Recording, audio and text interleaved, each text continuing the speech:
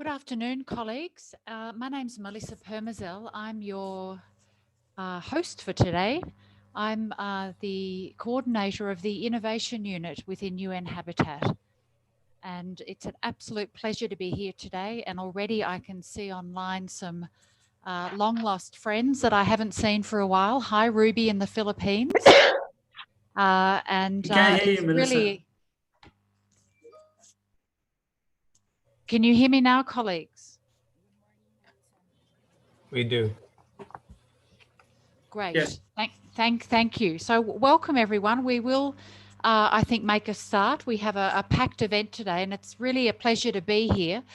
And I think whilst it is sad that we can't all be together in New York and enjoying the cold, it is terrific that we can be online together. And in fact, I wonder if the virtual platform sometimes gives more of an opportunity for people to participate who might not have normally been able to come to CSW. So let's make the most of being together this afternoon and the opportunity to discuss what continues to be a really critical question: gender equality, gender responsive cities. And in the light of recent events around the world, and many events every day in many cities that we probably don't hear about, it's really important that we continue to discuss how women and girls are empowered to not only be recipients and beneficiaries of sustainable urbanisation, but also participants, active drivers in how that place and space and what goes on there gets shaped.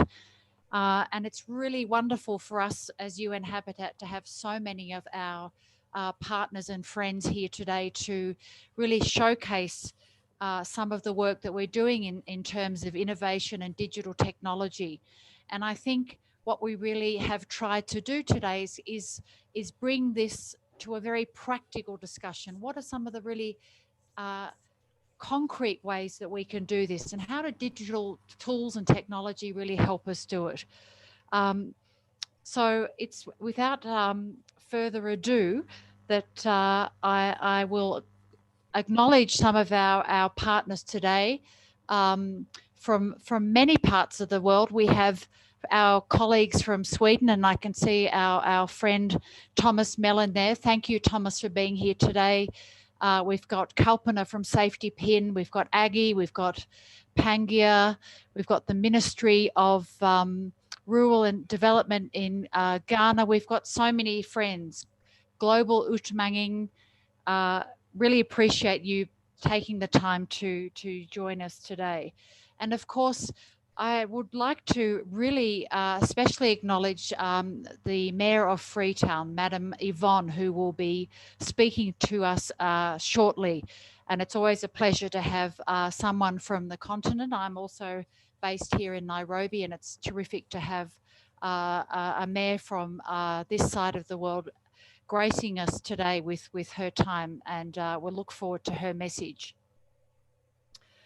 Before we go ahead, we have got a message from the Executive Director of UN Habitat. Unfortunately, she was not able to be here in person today, but she has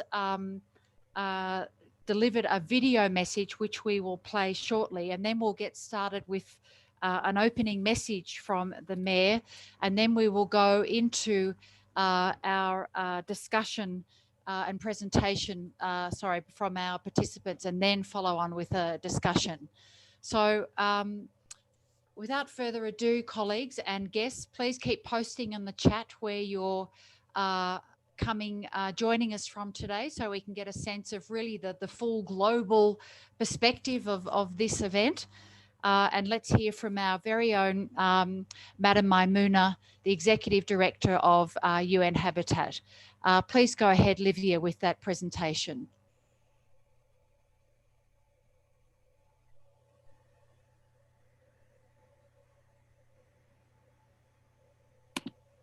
Dear city leaders, colleagues, ladies and gentlemen, a very good morning, good afternoon, and evening to all of you. Welcome to this important event on innovation, and digital technology for women and girls participation and engagement in cities. I would like to start by welcoming my sister and friends, Madam Yvonne Akisoya, the Mayor of Freetown, and thank her for taking time to be part of this important event. Besides being the first female mayor of Freetown, she is one of the 6 global mayors championing the fight against gender inequalities during and after the COVID-19 pandemic. And her tremendous work on COVID-19 response is well known. Her work on climate change and addressing the reduction of emissions towards carbon neutrality cannot also go unnoticed. Welcome, Mayor Yvonne. Ladies and gentlemen, it goes without saying how much progress has been made over the past 25 years in the implementation of the Beijing Declaration and Platform for Action. We, however, still have a long way to go. Women and girls still face numerous forms of discrimination in urban contexts around the world. Lack of safety, opportunities, unemployment, unequal pay, sexual violence, and low levels of decision-making are just a few of those challenges. It is thus important that we explore how innovation and digital technologies play a role in addressing inequalities and enhancing the participation of women and girls, the subject of today's discussion. At UN Habitat, we consider innovation and digital technology as enabler, a critical tool to find solutions so that no one is left behind in cities. The new urban agenda and UN Habitat Strategic Plan 2020 to 2023 also highlights the role of innovation, digital technology, including frontier technologies. We further harness the transformative power of innovation and digital technology through our flagship program entitled People-Centered Gender-Responsive Smart Cities, our various digital tools and new global innovations labs established in Hamburg, Toronto, and Mexico. Dear participants, I would like to highlight 3 key points for your consideration. First, while digital technology has become a feature for many facets of urban life, women still face inequalities and barriers that prevent them from enjoying their rights to access digital technology, particularly those living in informal settlements and slums, for example. At the same time, innovation and digital technologies can provide opportunities for the empowerment of women and girls in cities and can contribute to reduce inequalities and reduce poverty. Second, access to innovation and digital technology plays an important role in gender equality and the empowerment of women. We therefore need to create gender-responsive approaches to innovation and digital technology while challenging existing gender stereotypes. Third, data collection and practical tools so that women and girls can define the priorities and help plan cities are topic we cannot overlook. There is a general lack of data on the intersection between gender, digital technology, and innovation. We need to ensure data is collected and disaggregated. Data collection will help inform policies to address the gaps women face in digital innovation and technology. We need to develop practical tools to enable urban managers, key stakeholders, and indeed women and girls themselves to plan our cities together, led by the insight and experiences of women and girls themselves. In conclusion, we not only need to talk about the challenges and barriers for women in innovation and digital technologies, but also to tell positive stories and provide the practical tools that give women and girls role models in this field and the means to make a differences in cities. Today, you will hear success stories and more about the tools available to do so. I wish you all a very lively discussion and look forward to any recommendations you might have on how to strengthen this narrative and tools for women and girls. Thank you. Thanks very much, Madam Maimouna, and we really appreciated that she took the time to deliver that presentation.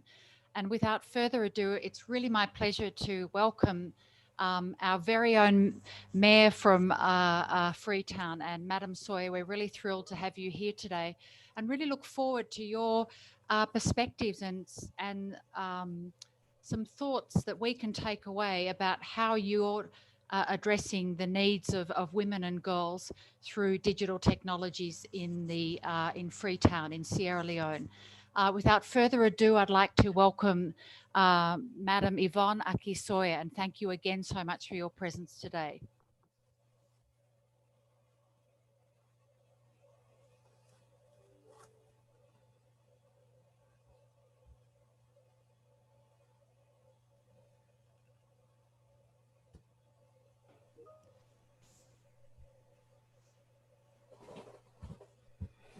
I'm wondering if Madam Sawyer is in fact online.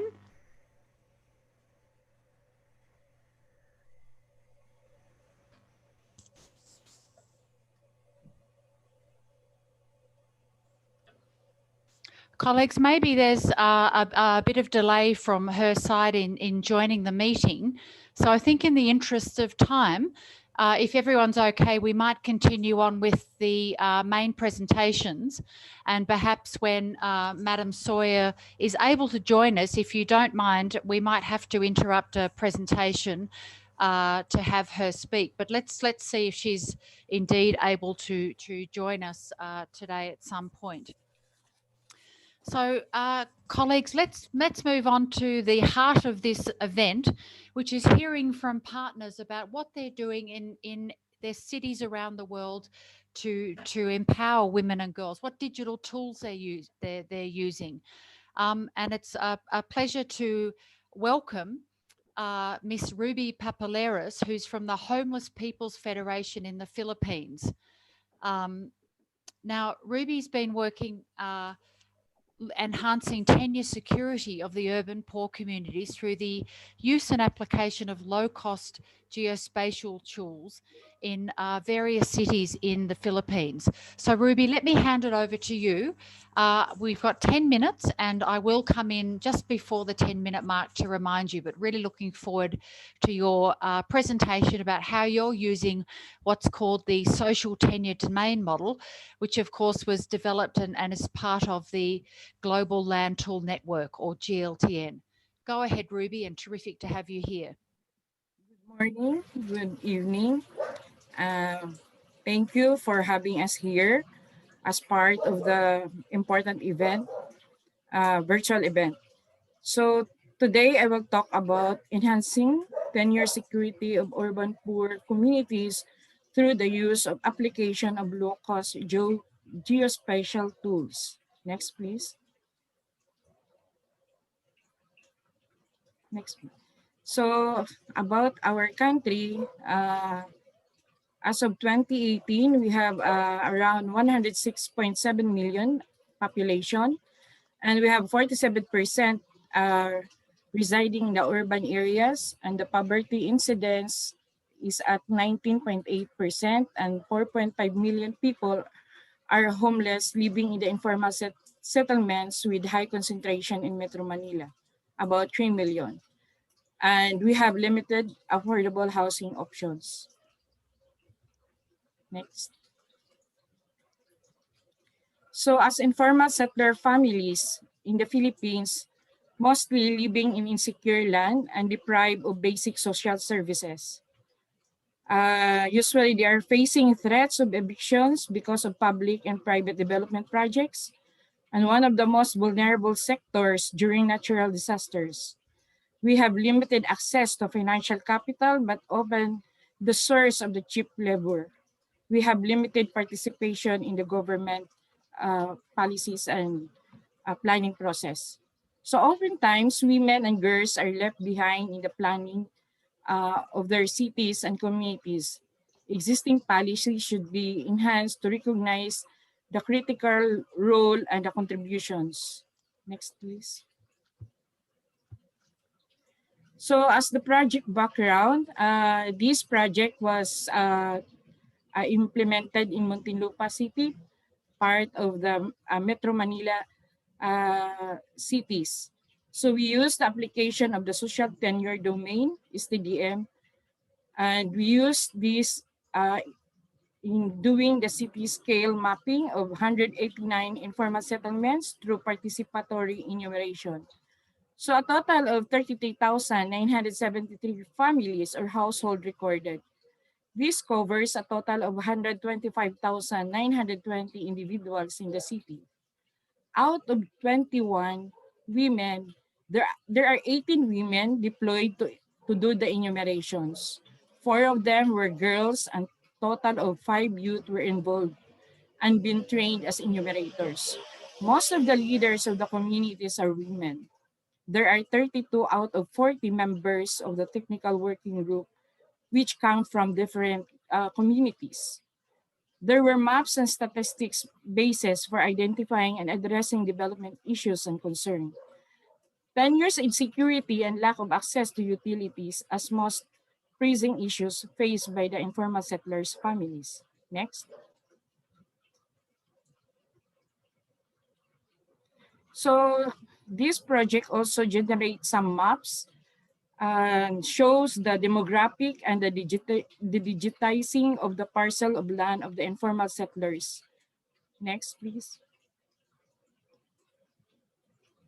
So STDM as a tool, it increased community awareness on their immediate physical and social environment. It is used to mobilize communities to implement savings program for land acquisition, used in creating social cohesion among community members to collectively represent themselves in a dialogue with government bodies. It produced evidence-based information for inclusive resource allocation, and it helped strengthening the capacity of implementing institution, TAMPE, and our organization to reach more partners for policy advocacy and to contextualize the mapping exercise in other cities. Next, please. So STDM, Women and the City. We started with a capacity building, the active participations of nanays. Nanays is a Tagalog for mothers in STDM training and enumeration process. It strengthened partnership with the local government unit, better representations of mother as leaders of the respective homeowners association and as members of community technical working group as their platform, and then the participation and the involvement in planning and decision making at different levels. Enhancing tenure security in the city, recognition of the roles of the mothers in planning and negotiation when it comes to land and housing, and credit and financing like savings program. Next, please.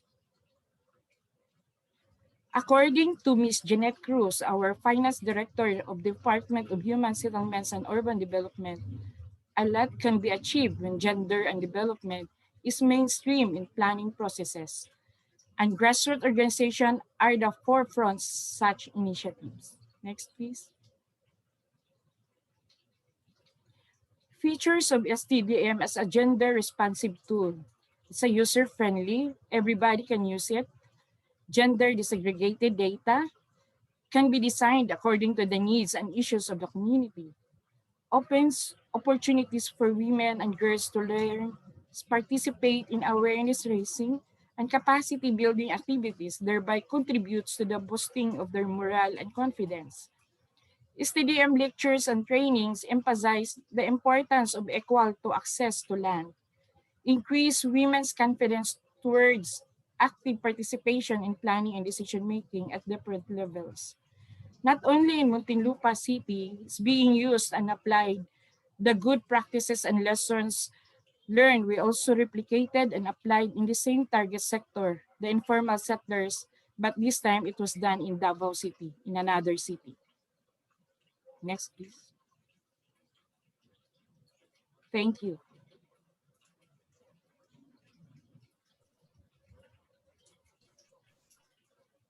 That's Terrific. the end of my presentation. Thank you. Yes, thank you, Ruby. Wonderful. You've really kept to time, and thank you so much. That's fantastic. And what I really appreciate about the work of the STDM is the very many entry points for all sorts of women to get engaged in this mapping process, from local communities, professionals, women, girls. And I think that's really critical. It's very multifaceted in that way. And I also think it's very powerful the way it also has the capacity to generate gender disaggregated data. And I think those two components alone make this a very important digital tool, and as I understand, can be repurposed to do other forms of mapping beyond land relationships. So it's a very flexible tool. So thank you, Ruby, and we'll look forward to colleagues being able to ask you questions when we open up for discussions. So before we move on, I'd just like to check, if you don't mind, is Madam Sawyer online at the moment? And if she is, we'd really welcome her presentation if she's there.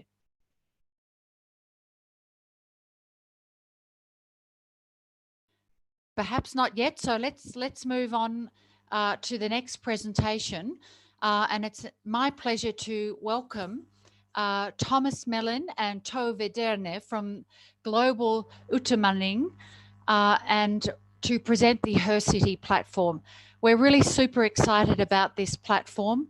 It's been a long time in the development, and because of that is a very rich and again, a multifaceted platform that I think is one of the first to really provide an entry point for women and girls to shape the city from their very own perspectives. And I think it's absolutely wonderful.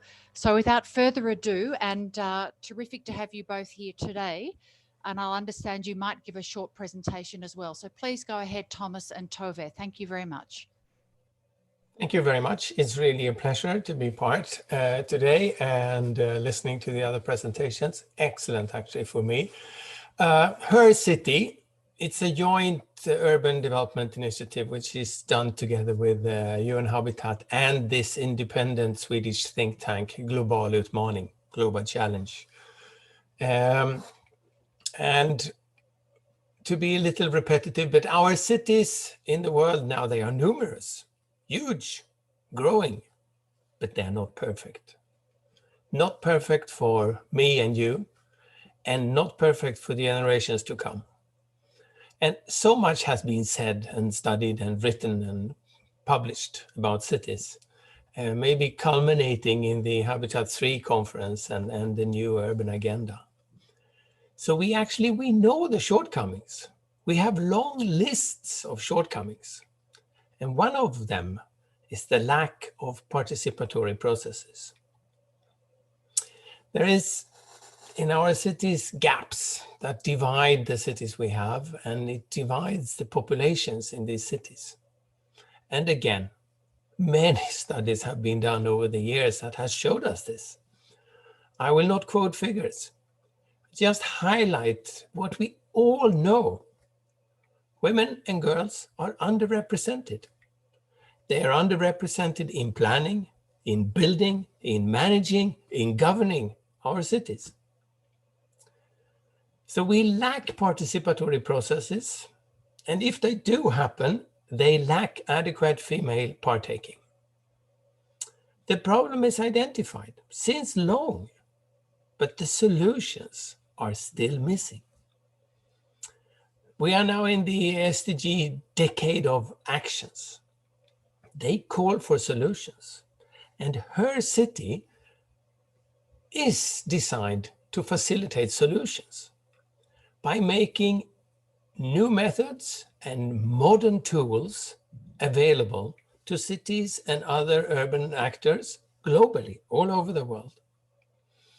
Her City is designed to help local authorities and other actors, to make it easier for them to scale up and to mainstream girls' participation.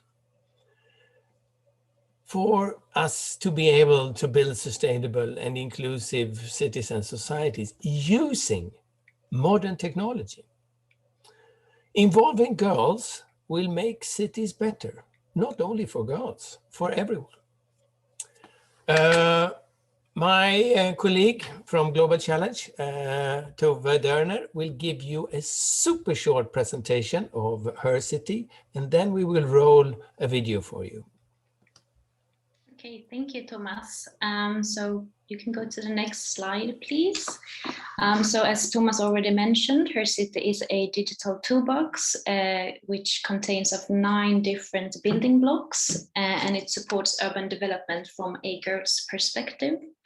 It guides urban actors to implement projects through a step-by-step methodology, and provides an open digital accessible platform for all.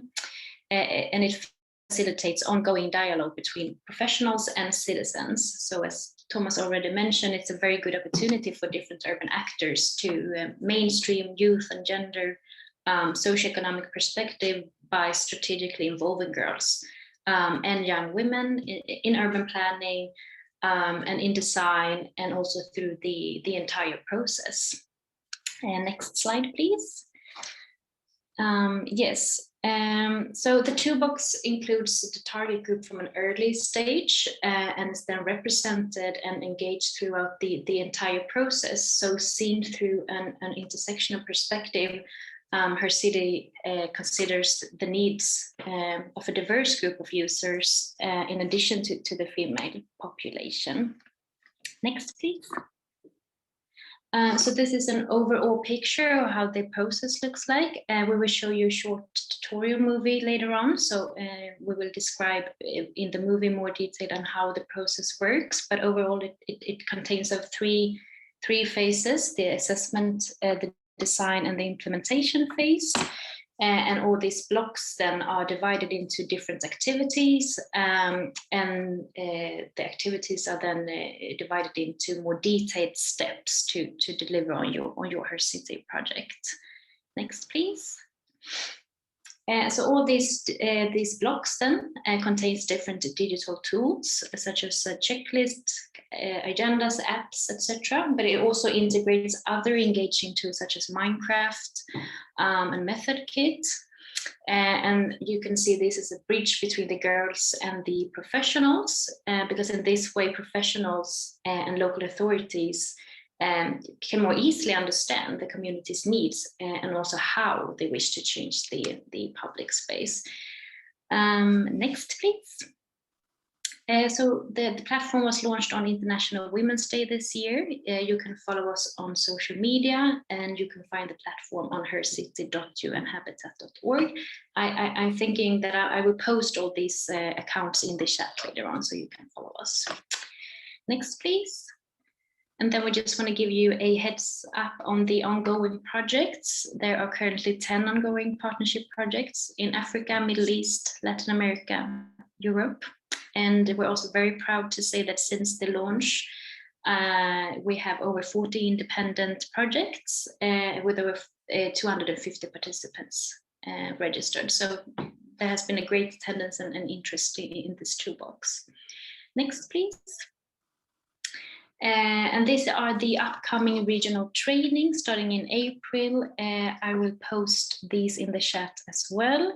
But please follow us on social media where we continuously update upcoming projects. And now we want to show you a short tutorial to give you an idea of how the results may look like if you implement Her City in your city.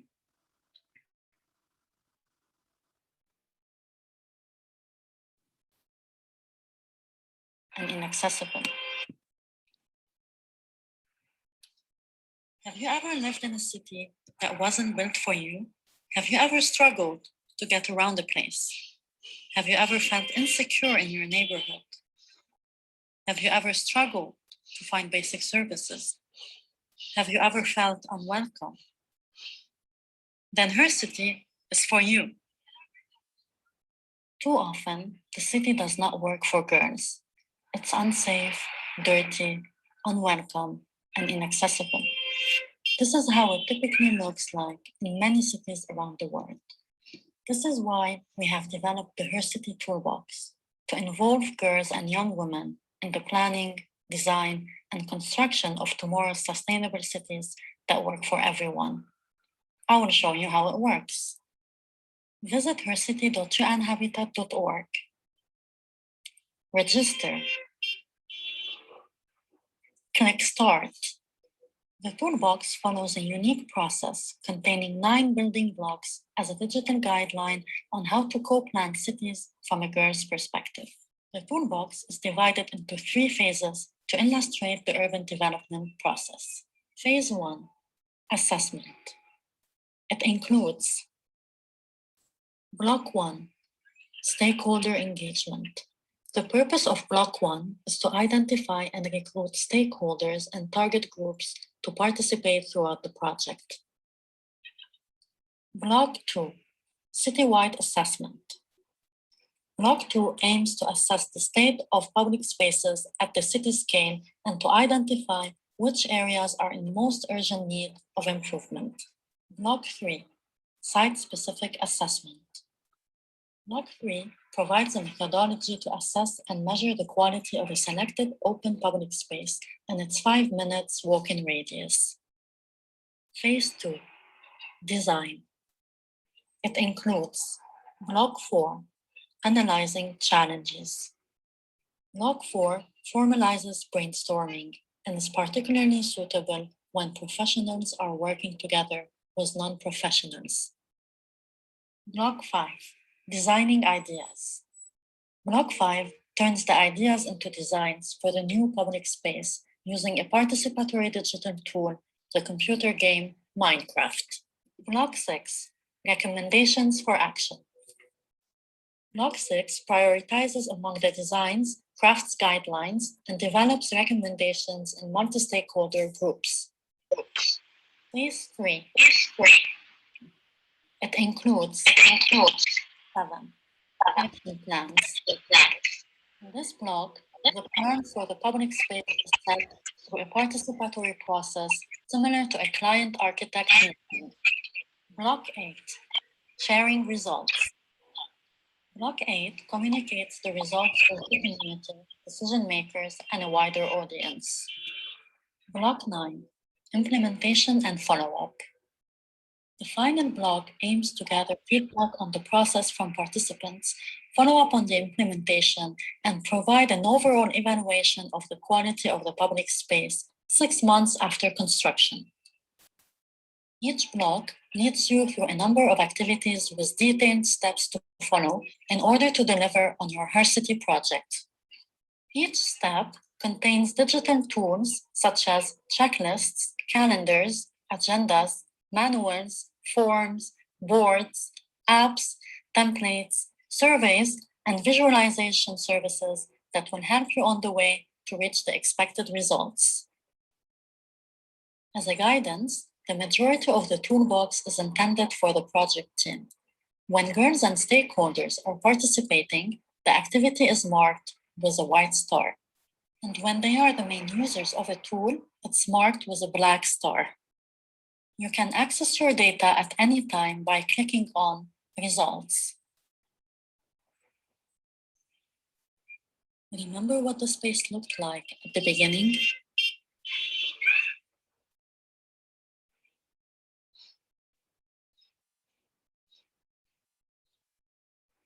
What is the likely result of the Her City process? A place where everyone thrives, that is safe, has good livelihood opportunities, and is ecologically sustainable. That's what Her City could look like.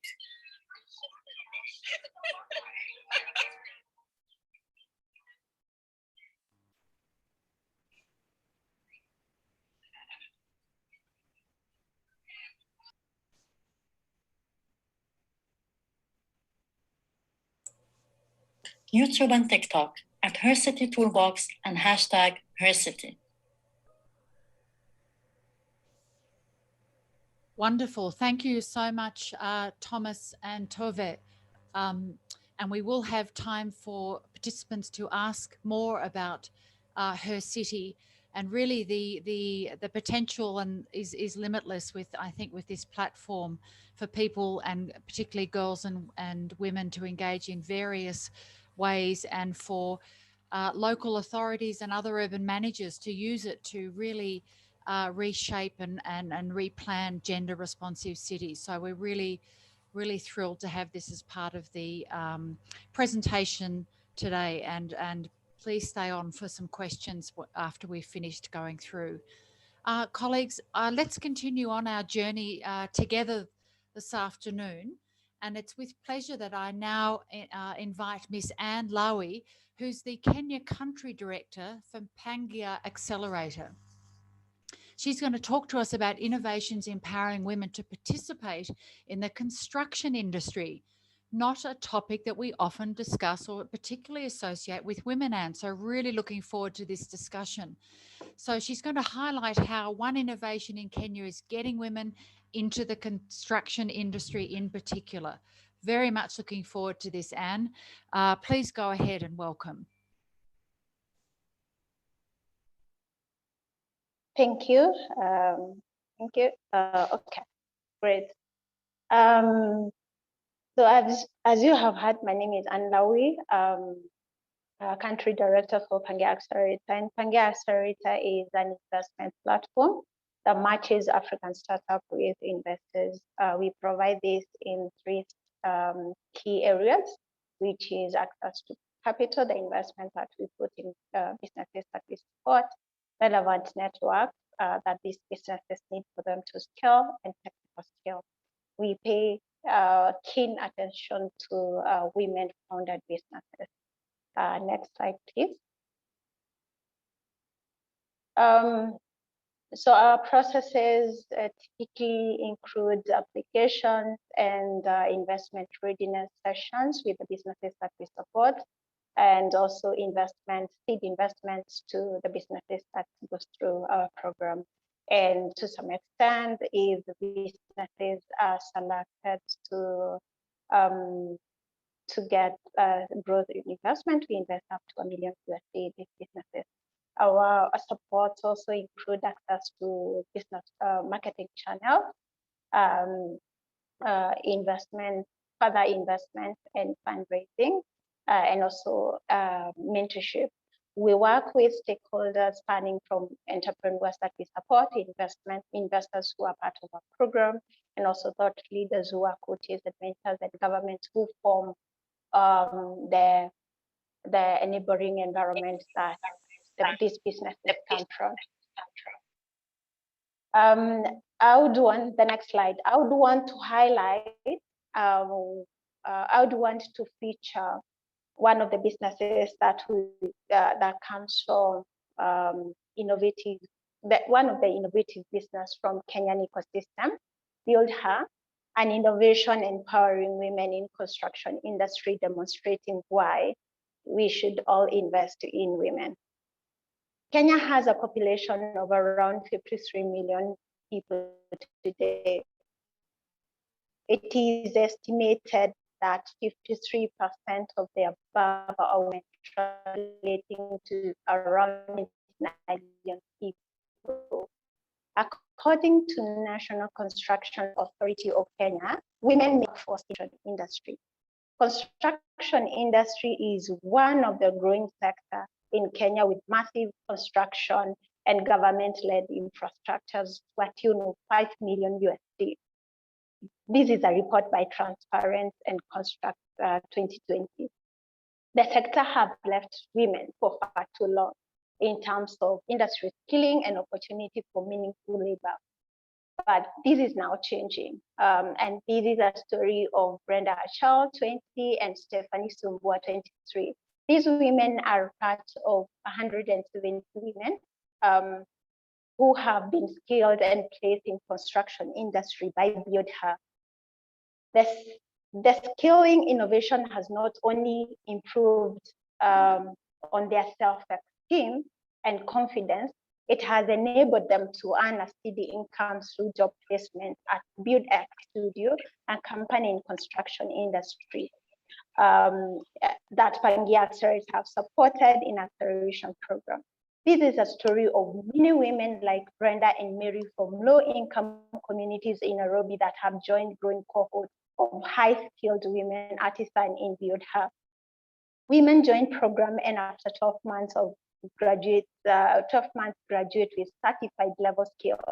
They are able to secure placements by Build X Studio and Make Kenya, a digital platform that partnered with Buildha to create better livelihood for women. Innovation, better livelihood for women. So next slide, please. Buildha is a for impact enterprise with revenue generating model that trains women from low income community to equip them with skills and tools to execute construction job that get matched to. As a result, they are able to provide families decent livelihood, live dignified life, and more importantly, able to break cycles of poverty. The approaches of Buildha start with community engagement, where they partner with key NGOs and CBOs to recruit women and girls in low-income communities working to promote economic gender programs. The program also includes accredited construction skills, where women are prepared for jobs in the construction industry through rigorous 12-month accredited construction skills training that leads to employment. They also have incorporated women and family support, the being and the future long-term economic mobility and health education and empowerment outcome for women and their families.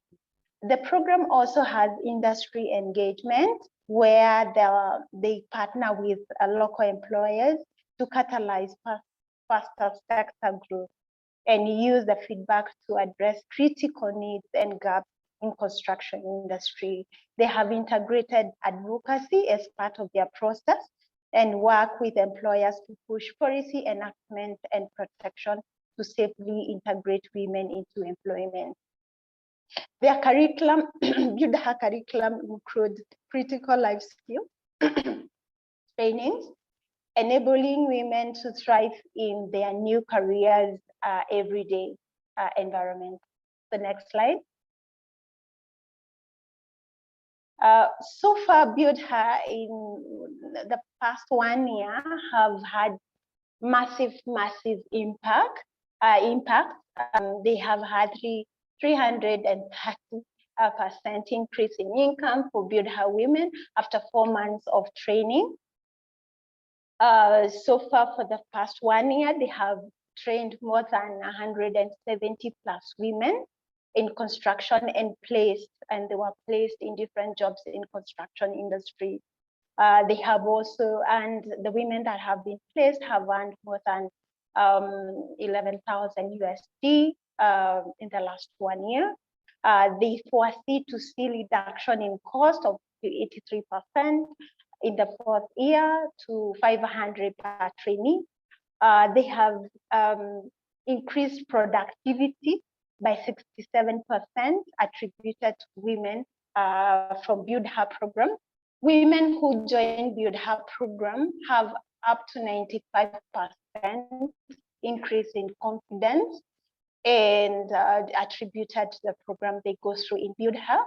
And in the next 4 years, Buildha targets to have earned or rather channeled income to women of 588,000 in the next 3 years. And so far, they have seen policy change of 60% incorporating gender, sexual harassment, and dignified pay for women. Next slide. So reflection for us has been innovation by design, curated and packaged for women consumption, and applicability triple the expected outcome. As much as the construction industry is known to be men-driven industry, Impact by Build Her has shown how women can double down productivity if necessary skills, exposure, and tools are provided in manner and language women understand. Data-driven policy can help mainstream conversation and address and close the gender gaps in gender gaps in policy. Digital technologies accelerate mainstreaming gender conversation across all sectors, catalyzing and supporting targeted innovation. Mainstreaming gender accelerates realization of SDG goals. Build Her generate impacts on SDG 1, 3, 4, 5, 8, and 9, and 10, and 11. So thank you. And thank you so much for that terrific presentation. And I really love that name too, Build Her. So we've got Her City, Build Her. I'm really think we could rename all our programs we're on a roll today, people. So I really enjoyed this presentation. And also because what you're doing is not only providing a tool, but helping change mindsets in a very traditional sector. And I think this is really important. And I hope it extends not only to women's engagement in the construction industry in Kenya, but also in perhaps the design of houses and then the spaces around those houses, which sometimes aren't very friendly for women. So I think this is a terrific initiative, and really happy that you're part of the presentation today, and also really like that it's initiative that doesn't just focus solely on the women at work. It looks at their skill sets, it looks at their family arrangements and how they can be supported. It's a very holistic approach, and I think that is also something that's really critical, that the tool itself must have some support systems around it in some contexts really to effectively work. So thanks, Anne, really terrific to have you here today. Let's move on, colleagues, to our final speaker. Last but not least, Kalpana, and Kalpana Visanwath will join us today, who's the founder of Safety Pin. Safety Pin explores ways in which innovative technology platforms that use data mapping tools can make public spaces safer for women. And I have to say, given the recent events in different parts of the world, and as I said at the beginning, possibly for many women that doesn't get reported, the question of safety remains a really critical issue in cities. So Kalpana, welcome, and we look forward to your presentation. Thank you very much. I think this has been an excellent set of presentations, and to hear these three tools, which are brilliant, all of them, and I'm super excited to be part of this. Safety Pin is it's a tool which we have been using now for more than 7 years. We started in Delhi, India, but we've spread across the world, not in Asia, in Africa, as well as Latin America. So I just want to briefly share with you the tool as well as what it has been used to do in different parts of the world. Next slide, please. So as Melissa said, right, in the beginning, and Madame Maimouna also stressed, I think it's important to really establish that the perception of unsafety actually restricts women's full right to the city. So it's not just an issue of the violence, it's not just the actual harassment, but the perception that a city is unsafe prevents women from feeling equal and, you know, accessing opportunities for work, for education, for entertainment, for leisure, whatever it is. And, you know, just as an example, last week, the terrible case of Sarah Everhard in London, we did find that, you know, we had more than 1,000 women across many countries download the app. So there, you know, it is unfortunate that this is still an issue, not only in the developing world, but clearly it's a global issue. And it is sort of, I think, becoming more and more visible every day. Next slide, please. So I think it's important to just establish that when we talk about building gender-friendly or safe cities, we have to move beyond a crime-focused perspective and move to a right to the city perspective, a right to infrastructure, right to services, right to leisure. And I really emphasize the issue of the right to leisure. And I was happy to see at the end of the Her City Toolbox video that actually you're looking not just the ability to go to work or school, but the ability to occupy a city for any activity, which could be even just sitting around talking to your friend or reading a book. And as I mentioned, the impact of fear and violence is a very extreme on women's lives. So the moment and we see it everywhere, the moment a terrible case occurs, actually what happens is many women think they shouldn't go out in the night. And what happens then is actually less women are visible in public spaces. It becomes more unsafe. And it becomes a kind of vicious cycle. So I always say that, whatever happens, we have to continuously claim our right to the city and not back off because of violence. And finally, we have to focus on a culture of prevention and equity. So it's a big ask that we're saying. It's not just safety and freedom from an actual act of violence, but it is really enhancing our right. Next slide, please. So Safety Pin is a set of apps which uses the safety audit, where we measure, this is a tool which has been used as a pen and paper tool in countries across the world since the late 80s. It measures physical infrastructure as well as the social usage of a public space. So it includes lighting, walk path, openness, the presence of transport, but also visibility, which is eyes on the street, whether there's any security, whether there are people, and whether there's a gender diversity of the people in the space. In our user-facing app, next slide, please. We are able to ask people to do audits. Anybody in any city across the world can do a safety audit, can see all the safety audits that are available, not just for that city, but anywhere in the world.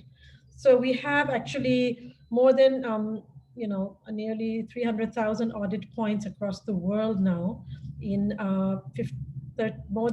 almost 15 countries across the world. So, all of you on this webinar today, I would urge you to download the app, take a look and see if there's data in your city, input data, tell us where you feel unsafe and you don't feel unsafe in your city. Now, I also want to share how the data has been used. So one is the individual woman user who can go out and use that thing for making a safer journey. But we also want to change the way our cities are designed, planned, and managed. We also want to address the digital divide. We know that it is a serious issue in many parts of the world that women, especially young women, do not have access to smartphones and mobile phones. Next slide, please. So I just want to share some of the things that we've done. So in Delhi city, we've been working with the Delhi government for the past 5 years continuously, mapping a range of issues. I just want to share one of the things that we've done where we mapped the dark spots in the city. In the map on the left, we had in 2016 shown that there were nearly 7,500 dark spots, that is spots in the city where there's absolutely no light. Based on the data, the Delhi government actually constituted a committee, a multi-stakeholder committee to address the issue and improve safety across these points. And when we redid the audit in 2019, we found that it had actually reduced quite a bit in the area that we had pointed out, but there were other dark spots in the city.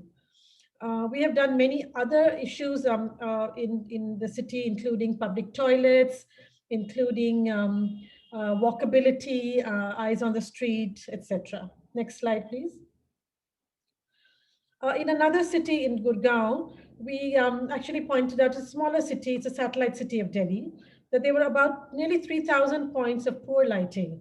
But the government came back to us and said, please tell us how to prioritize. So we actually did a kind of an intersection of areas which had poor lighting, but very high usage in the evening.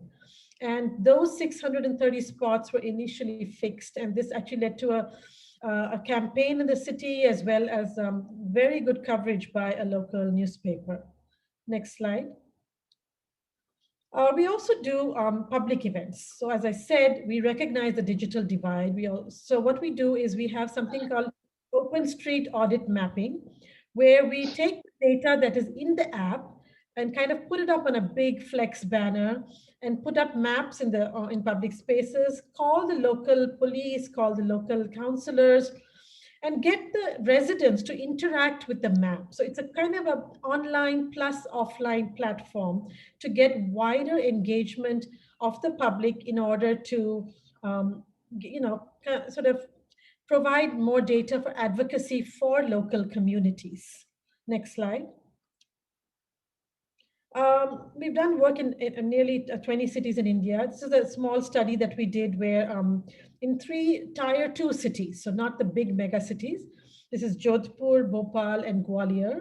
These are states and cities which have very high rates of violence against women.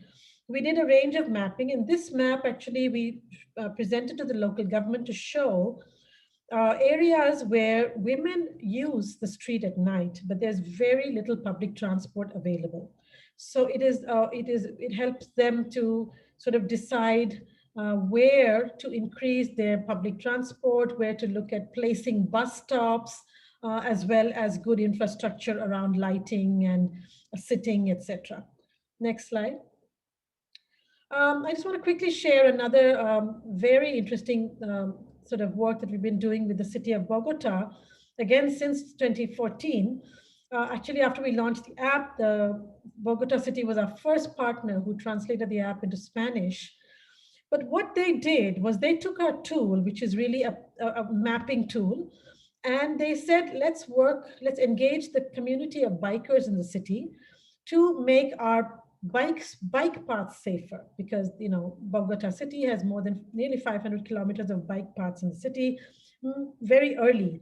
So they went around and clicked images and did safety audits of the bike paths, and based on this data, which was done by the biking community, so it really gave it a kind of a community and bottom-up engagement. We were able to actually, the government used this data to do 3 things. One is to decide where to place the bike stands, where to place CCTV cameras, and where to improve lighting. And they actually measured that the number of women using bicycles after dark increased after this intervention. We've done many other things with Bogota City. You can look at all our data in the chat. My colleague has shared all our links. Next, please. And the final thing I want to share is really a very interesting project that we did in Delhi in partnership with King's College and a local NGO, Jagori, where young women did a mapping of their neighborhood using 2 tools, Safety Pin, as well as WhatsApp. Now, WhatsApp is a ubiquitous chatting tool that young people use all the time. And what we did is we asked these young women, as they went around the city and their neighborhood, to just take pictures and put it on WhatsApp, or give a comment, say, oh, today, oh, this place is unsafe for me today. Oh, there are too many people here. Oh, the lighting is broken here. Oh, I actually felt safe in this park, etc., etc. Next slide. And what we did is we actually came up with two interesting products. One was an exhibition called Ana Jana. Ana Jana in Hindi means coming and going. And we looked at the home, the phone, and the city. What is the interaction between our home, our neighborhoods, the digital world, the smartphone, and our interactions with the city. This was an extremely interesting exhibition, which actually was put up in a very crowded metro station last January for 1 month. And the young women who were part of this mapping came in the beginning and the end to interact with commuters, to tell them what the exhibition meant, how they came up with this, and what they did with it. And the next slide. And finally, I just want to I want to share a small video, which was the second product of this project, which was a hip hop song that the young women put together, which is based on their experience of safety and violence in the city. So I would just request you to play the video. There are subtitles to it, so you can see it. Thank you.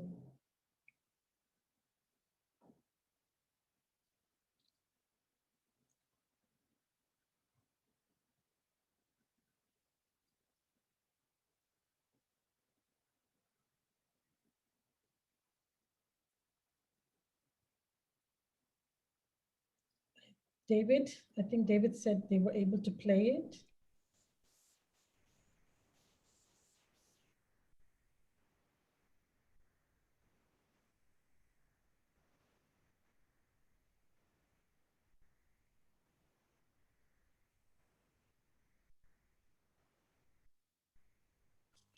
Should I try and play it?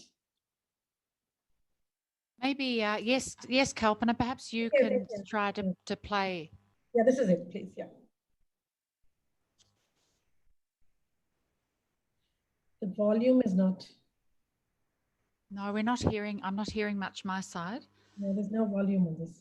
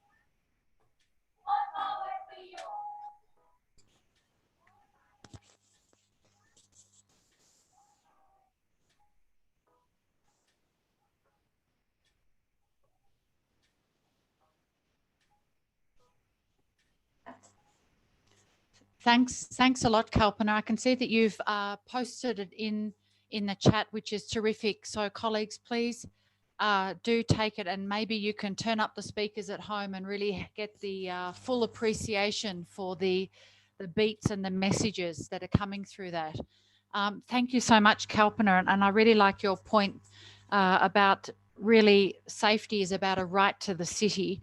And I think highlighting that there are various spaces in which women and girls feel unsafe, and it is very much often focus on the public space, but of course, and particularly through COVID, we've known that there are many women that also feel unsafe in their own houses. So it remains a complex and ongoing challenge in cities. So really appreciate this initiative. Colleagues, we have around half an hour left. So I would like to make time to get your views and perspectives. What are you seeing here that you're liking?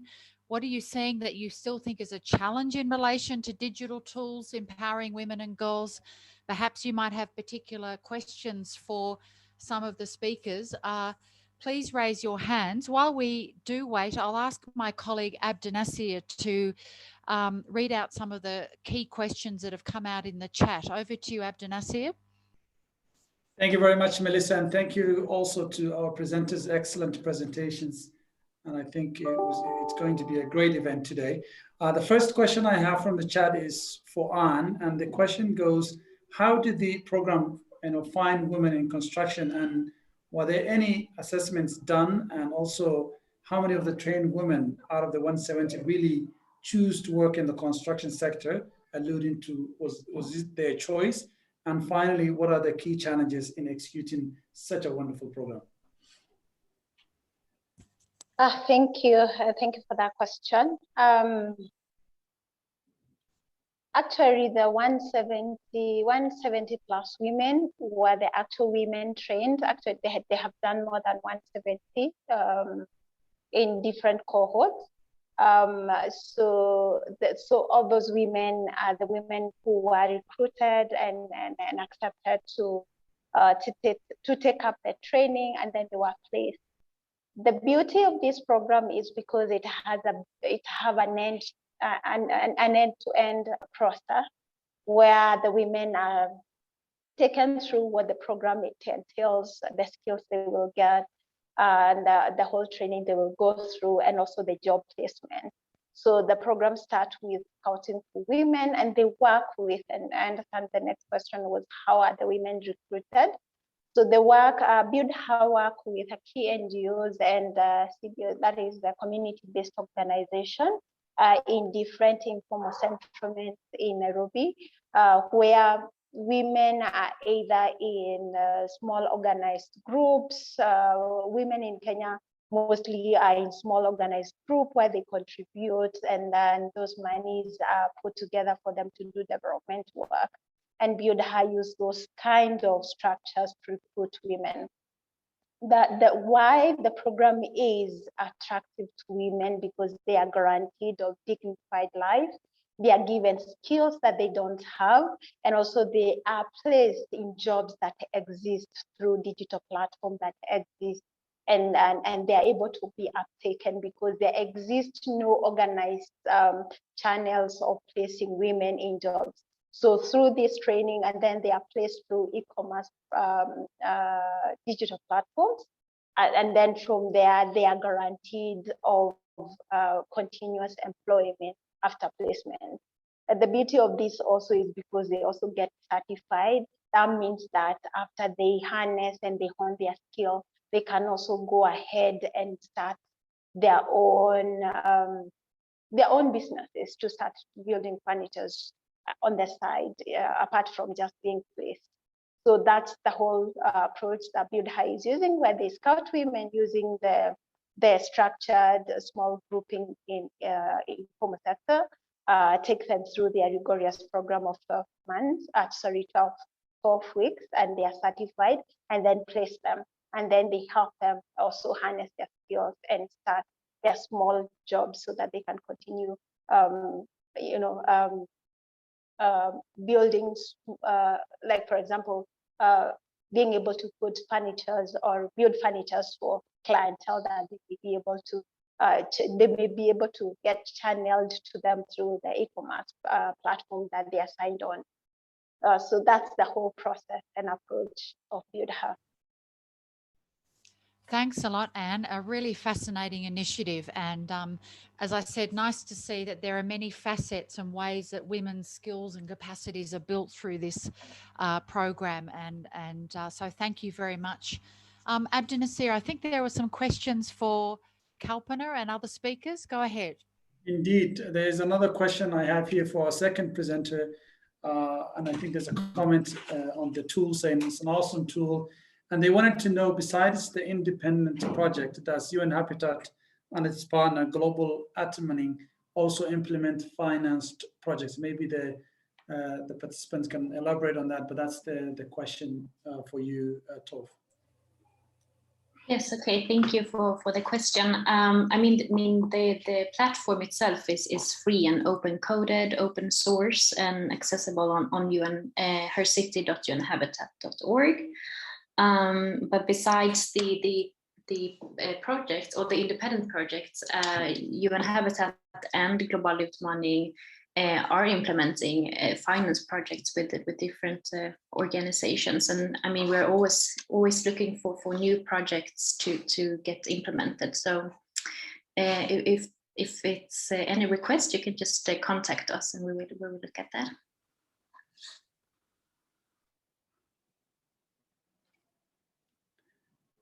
Thank you, Tov. And then another question I have here, Kalpana, but besides the questions, I must also convey the congratulatory remarks from the chat. A number of participants are really amazed with the presentations. Another question for you, Kalpana, is how does the safety pin tool integrate with the city emergency services like law enforcement or other agencies such as the city public transportation for emergency situations and gender-based sexual violence threats and others such as rape, potential, or abduction?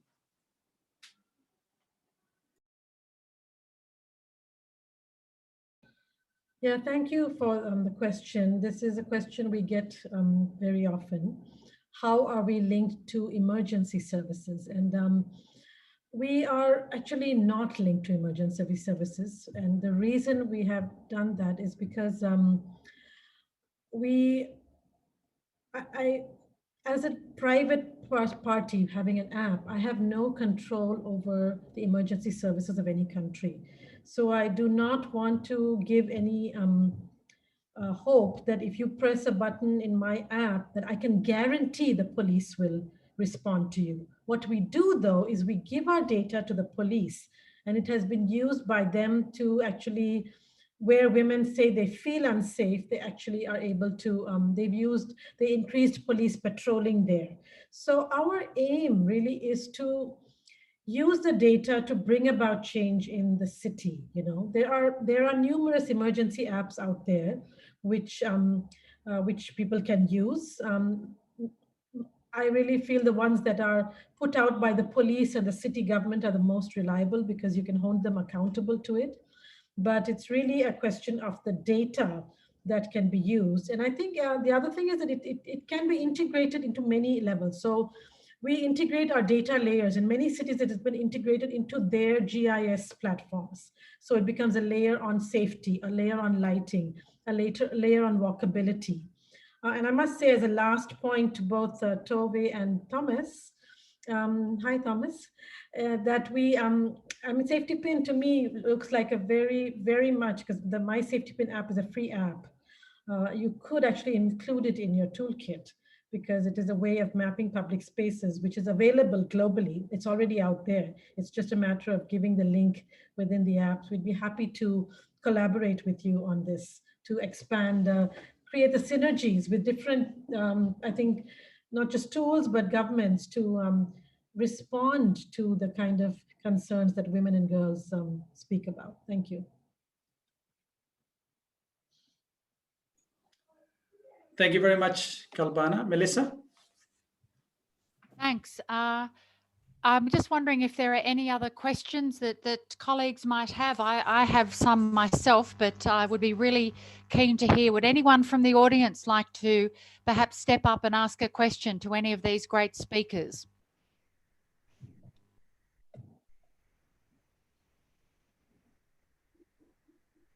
And there's no need to be shy. We welcome all sorts of participants and questions, so please go ahead.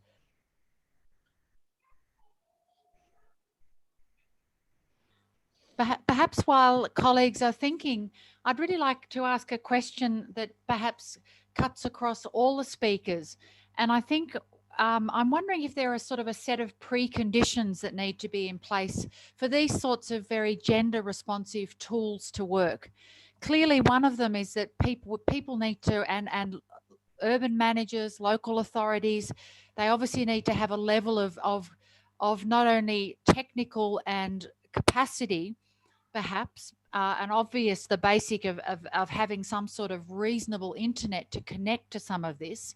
But I'm wondering, are there issues around a mindset? I mean, if we come up with a set of digital tools, Her City, is there something that needs to be, urban managers need to be open-minded to embrace these sorts of tools? What are some of the challenges and opportunities that you're seeing as you start to implement these tools in cities? I'd be really keen to hear from the various speakers on that question, and I'd invite you to please make a comment. So I don't mind starting. I think that's Go a ahead, very Kalpana. important question. How do you actually work with the different levels in a city or municipal government? Very often, for example, we find that the city manager or the head of the police speaks the right language. He or she talks about gender equality, but the moment we come down to the engineer, we find it extremely difficult because they also have a very tough job and they're just going about doing it. They don't want the added work of looking at this as well. So I think it is, what I would say is, working in India, in Delhi for the past 10, 15 years, even before my work at Safety Pin, it has been on women's safety. I do see a change. And I think it's just the little hammering away that we've been doing for the past 20 years, which is opening doors. The other thing is, for example, donors who support governments, for example, the development banks, they are all nowadays putting this as part of their loans. So we do many projects with development banks, and that then puts a bit of a moral imperative on cities to respond. So that being one. The other, I think, is really, for example, in Delhi, I'll give you the example where there has been in the past 10 years a continuous program of doing gender sensitization of all public transport staff, bus drivers, bus conductors, taxi drivers, auto rickshaw drivers, so that every year when they come in for the renewal of their license, they undergo a 45-minute training again. So I think it is a long-term process, and I think now that we see that there are more and more tools, and there's sort of more and more pressure on cities to respond to it. We do also see that women are becoming a vote bank. And at the end of the day, I think all these different pressures together will be able to bring about change. I mean, I can see the change, despite the fact that there's a lot more visibility to violence. I also think there's a change in the response to violence. Great, thanks, Kalpana. Other colleagues that have presenters, would you like to make a comment about what are the sort of preconditions that need to make these sorts of tools work? I mean, as it is with so many things, you need a fairly stable political platform for development to happen. In some places, you really do find that, but then you have lack of capacity, you have lack of resources, you have lack of staff and so forth. Now, what we have done with the toolbox is that we have created something which is easier, quicker, cheaper. So if you are kind of having excuses, we are cutting them short on the excuses, because please, I like that. Go ahead. This is cheaper than how you do your normal planning, and it's going to give you a better result. Thanks, Thomas. That's a great point. Getting rid of excuses and genuinely making that those excuses less. If we're producing tools, digital tools that are cheaper, accessible, quick and effective, I think that's really powerful. Also an important part of what I'm thinking through are some of these preconditions that speak to perhaps some of those mindset issues that, that's an exclusive tool, too much too difficult. So thanks, Thomas. Any other speakers like to respond to that? This question of preconditions? Hello. Yes. Yeah. Yeah, since our community mapping is barangay-wide and a city-wide, there's also a problem of buy-in. Some of the barangay chief are very happy getting the data, but most of them are not really interested in using the data. We think that this is also a political will on how they will use the data, because we maybe assume that the government doesn't like that the community more empowered in terms of the knowledge about the issues in the ground and how they will respond also the issues on the ground. But I think the the the key is to really work hand in hand with the government and the community to really address the issue, because I think the community is more knowledgeable on what's happening in the ground. But sometimes if they will negotiate with the government using the data, it's like it's also a challenge on how the government responds on it. So yeah, there's a political will needs to be there to also use really the appropriate data that coming from the community. Thank you. Thanks, thanks, Ruby. That's a really terrific and important point. Not only about, well, do governments necessarily know what to do and how to respond to the data, and have they themselves been given the skills and the sense of empowerment to respond to it? And I think that's a really important point. Colleagues, before going on with this question, we might continue it in a minute, but I'm really pleased to present the Mayor of Freetown. Madam Sawyer has managed to join the event, and Madam Mayor, if you're online, we'd really appreciate you giving us a message. We've had a terrific session so far with some great points, but having you join us this afternoon would be the culmination of a very exciting session. So Mayor Sawyer, we welcome you to the event, and please go ahead. Thank you very much, and I'm glad to be with you all as you discuss this very important subject. I was just listening to the last speaker who was talking about governments not necessarily knowing what to do, not necessarily being able to use the data. And I think that's a really important point, because it's such a buzzword now. Innovation, data, the digital technology, and how that fits into women and girls and the improvements in their lives. But maybe we have to more often ask ourselves the question, how is this really impacting in reality? Does it feed into specific interventions? Does it feed into specific policy changes? Does it actually lead to women and girls having improvements in the way they are able to access services, in the way they're able to access resources, in the way that the city government or indeed national governments interact with them? So perhaps the comment or the submission I'd like to make is really a challenge to all the players and all the actors, all the stakeholders, for us to avoid the trap of using words. I'll give another example. I'll give an example which I find is quite similar, and it's one that UN Habitat is very familiar with, which is participatory slum upgrading.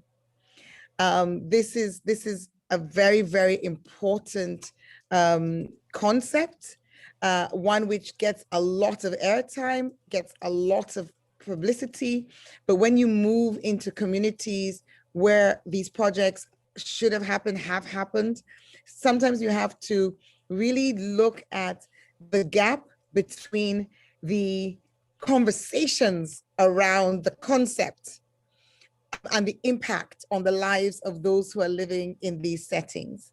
You know, what has really changed on the ground. And I want to use that as a bit of an analogy. And that's not to take away from the great work that UN Habitat has done and many others have done. I guess maybe I'm using it a bit to highlight the scale of the problem and the fact that our solutions need to be at scale. And so when, and in this case, particularly we talk about the digital space, innovation, women and girls, I would say here, our solutions need to be at scale and our solutions need to have tangible impact.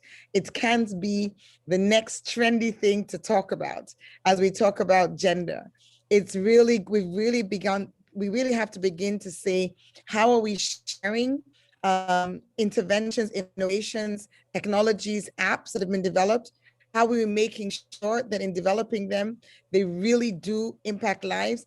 You know, we have great examples of, you know, apps which improve access to markets for women, which enable the buyer to come closer to the seller, where the seller would otherwise have been very disadvantaged as a woman, being able to access a bigger marketplace because of the development of an app which reaches a wider audience.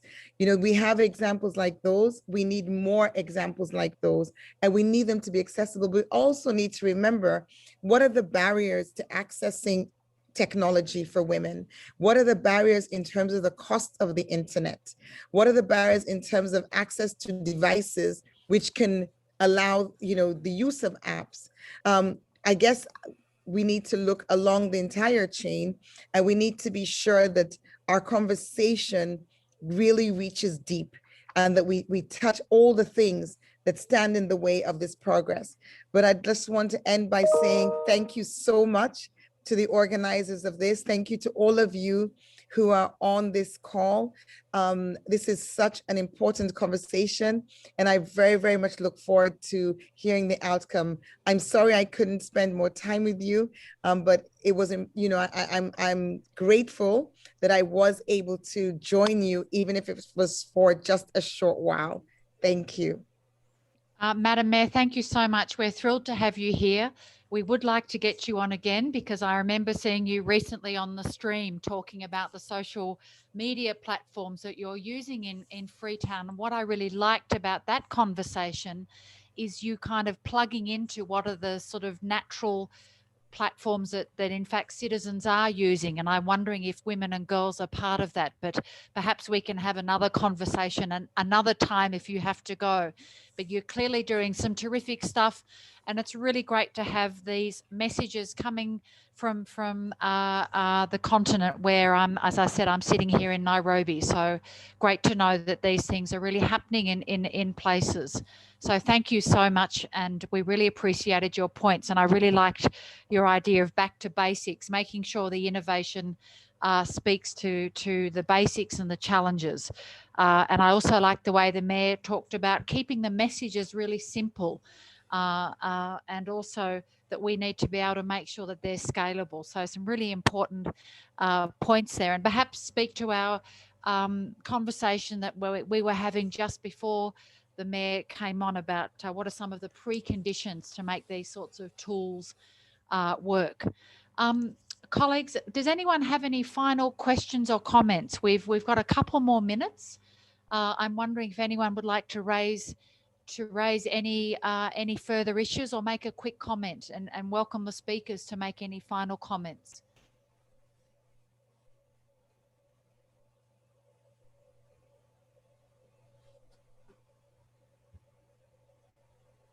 Everyone's been blown away by the conversation so far, which is terrific, but I'm sure someone must have a final comment. Otherwise, I'll wrap up. Anne, Thomas, Ruby, anyone with a final, Kalpana, final word? Well, I don't mind speaking, and just I was completely really impressed with what the Mayor had to say. You know, I think you know, when you began, you said, you know, there are not enough women in designing and building cities. I think there's we need women's leadership at all levels, whether it's at the school, whether it's at the political participation. I think we need a wide understanding of what women's leadership means. And I think that is that will address a lot of the concerns that have been brought out. And the point that you made, Madam Mayor, about the digital divide, I think, we know it's getting less, but it's still very high in countries like India, and I'm sure in some places in Africa, it may not be the same in other parts of the world. And I think the COVID-19 situation highlighted it so much. And I think the point of how do we harness technology to actually really be a positive force in girls' and women's lives. These tools that we've seen today have been, I think, extremely empowering, but we have to constantly be aware of that digital divide. And while we build tools, I'm saying that as a technology company, I know that we have to constantly keep ensuring that it reaches the most vulnerable, the most excluded people in our cities. And that we can never rest and say we've done enough, because we haven't done enough till that last young woman sitting in an informal settlement or a low-income neighborhood is able to go to school safely, play with her friends, and be happy. So I think let's work on that simultaneously, recognizing, because COVID really brought it to light how much the digital divide. In India, for example, we know such a large number of girls lost the opportunity of 1 year of school completely because they did not have mobile phones in their homes. And I think these are serious issues that we need to keep in mind while we continue to move ahead with designing digital tools. Thank you. Thanks, Kalpana. Mayor, I can see that you would like to talk. Please, Madam Mayor, go ahead. No, I was just agreeing. With what Kalpana said. It's exactly the same point. The opportunities are being created, and we just need to make sure we keep an eye on ensuring that everyone can actually access them.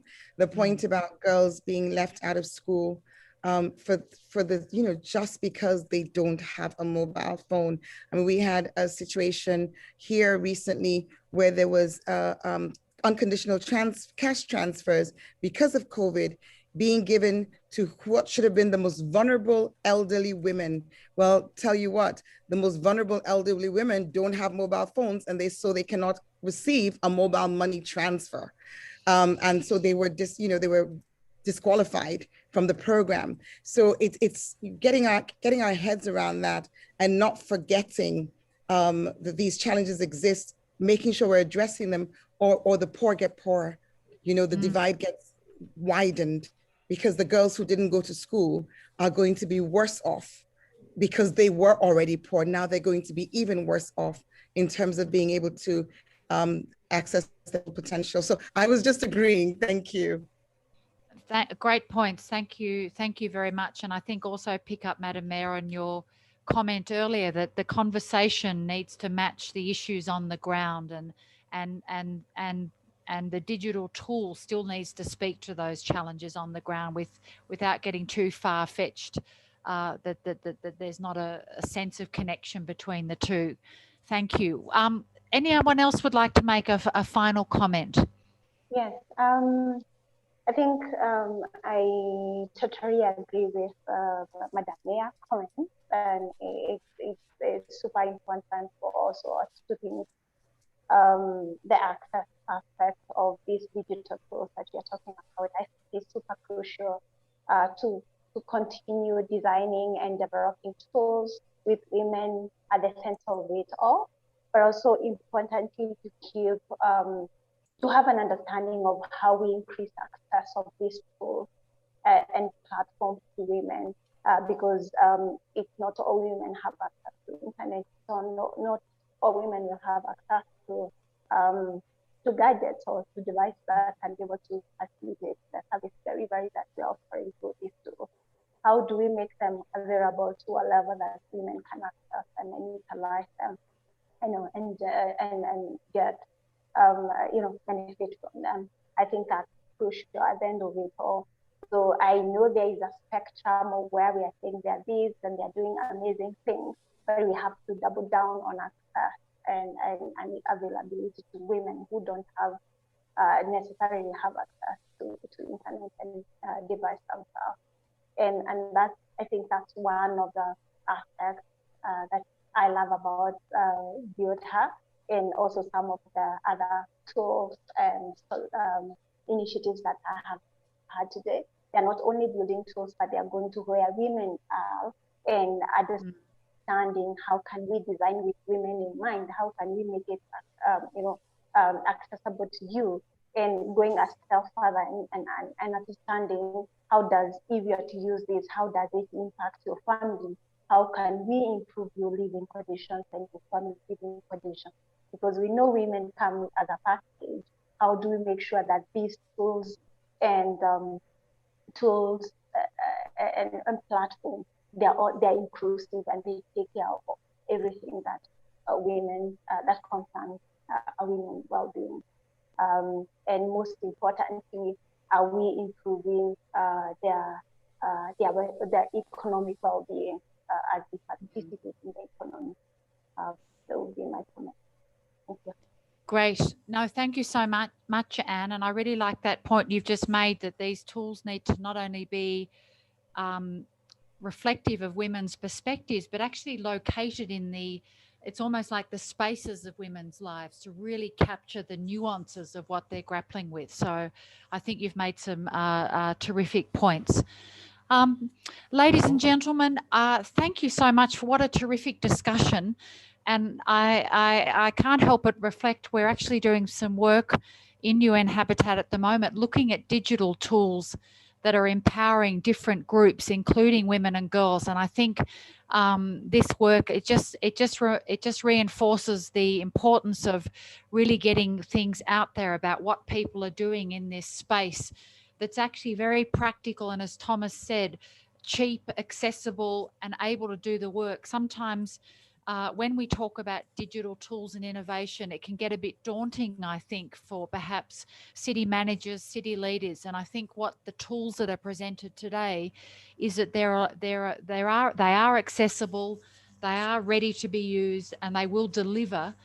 This is perhaps one of the key points. They will deliver the change on the ground for women and girls, and actually be driven by them in terms of designing the cities we need.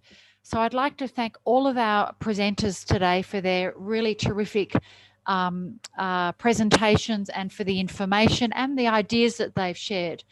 And we would like to perhaps come back to you to get some more detail so we can put up an article on our website and really promote this work and this important conversation. And in fact, maybe this is a conversation we need to have in a year or so time to say, okay, what's happened, Anne, in Nairobi since we had the conversation a year ago? Tell us, Ruby, what's happening now? How are the local chiefs in the Philippines engaging now with this information? And Thomas and Tuve, tell us about how her city is being used. I think following through on these sorts of initiatives is also really important to really understand how they're changing lives. So thanks again to everyone. We really appreciate your time. Do get in touch with, on the chat, we've got my email and also my colleague Angela Moy from UN Habitat. And I would like to thank all my colleagues who work behind the scenes on these events. And we hope you've enjoyed this session. Please do get in touch if you have any further ideas on tools or any comments to make. We'd be really keen to hear them. Once again, thank you very much to our speakers. You've given some terrific presentations. I'm just noting in the chat the very many positive comments coming out from this presentation, which I think is really important because there are so many meetings and Zoom meetings online. It's great that we're getting a thumbs up from those that are online today. So thanks to you all. I wish you all a pleasant afternoon, evening, perhaps morning where you are. And let's keep these conversations and the practice of these digital tools moving forward. Thanks to you all. Bye-bye. Thank you. Bye. Bye. Thank you, Melissa. Bye. Thank you. Thank you, everyone. Thanks, everyone. Thank you very much, everybody.